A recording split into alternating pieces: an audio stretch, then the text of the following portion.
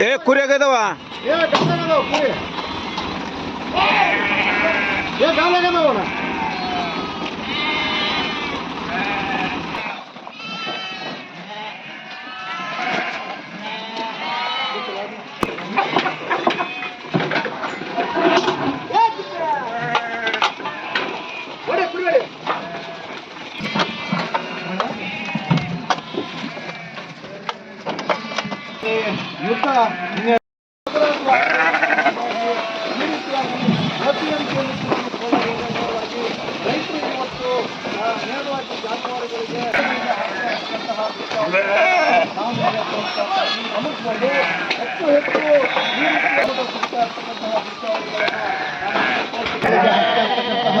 ದೃಶ್ಯಾವಳಿಗಳನ್ನು ನಾವು ನಿಮಗೆ ತೋರಿಸ್ತೀವಿ. ಇವತ್ತು ಯುದ್ಧದ ಭೀತಿ ಯಾವ ಯಾವ ನಿಟ್ಟಿನಲ್ಲಿ ಇದೆ ಅಂತೇಳಿ ಈ ಒಂದು ದೃಶ್ಯಾವಳಿಗಳನ್ನು ನಾವು ನೋಡಿದ್ರೆ ಗೊತ್ತಾಗ್ತದೆ.